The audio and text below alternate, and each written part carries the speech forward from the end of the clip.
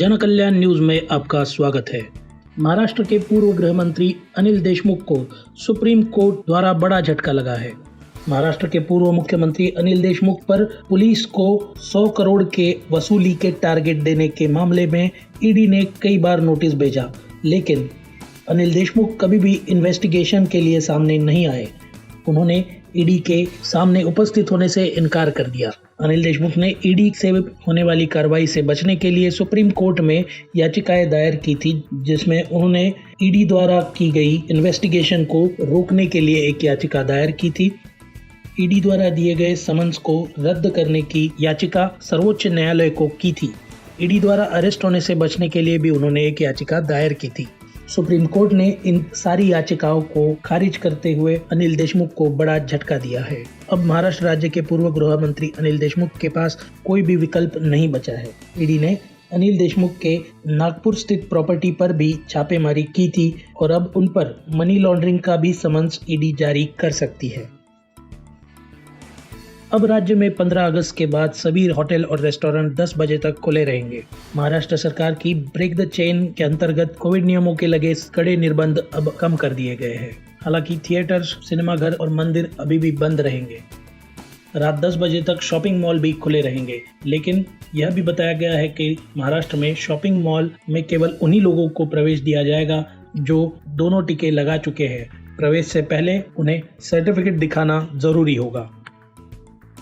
School खोलने के फैसले पर महाराष्ट्र सरकार का यू टर्न। महाराष्ट्र सरकार ने 10 अगस्त को ऐलान किया था कि 17 अगस्त से स्कूल फिर से खुलेंगे। सरकार की तरफ से इसको लेकर एक प्रस्ताव बनाया गया था, जिसमें कहा गया था कि ग्रामीण क्षेत्रों में 5वीं कक्षा से लेकर 12वीं कक्षा और शहरी क्षेत्रों में 8वीं कक्षा से लेकर 12वीं कक्षा तक के स्कूलों को फिर से खोलने के लिए विस्तृत एओपी तैयार की जाए। लेकिन एक दिन बाद ही टास्क फोर्स द्वारा सर्वसम्मति से विरोध करने के बाद उस प्रस्ताव को रोकने के लिए कैबिनेट का निर्णय लिया गया।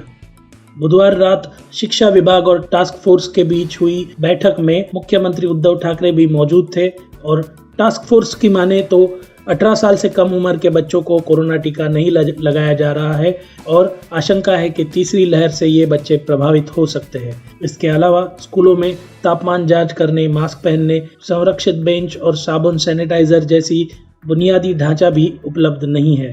वही कई लोगों का मानना है कि स्कूल जल्दी शुरू हो जाए, क्योंकि बहुत से छात्र शिक्षा से वंचित है। आशा है कि 18 साल से कम उम्र वाले बच्चों का भी टीकाकरण हो जाए और स्कूल जल्द से जल्द शुरू हो। महाराष्ट्र में कोरोना वायरस के अब भी रोजाना 4 से 6 हजार नए मामले सामने आ रहे हैं। राज्य में कोरोना वायरस के डेल्टा प्लस वेरिएंट के मामले भी सामने आ चुके हैं। महाराष्ट्र में कोरोना वायरस के डेल्टा वेरिएंट रूप से संक्रमित अब तक 66 मरीज मिले हैं और उनमें से 5 की मौत हो चुकी है। इन 66 मरीजों में कुछ ने टीकों की दोनों खुराकें ली थी। राज्य के स्वास्थ्य विभाग ने शुक्रवार को यह जानकारी दी।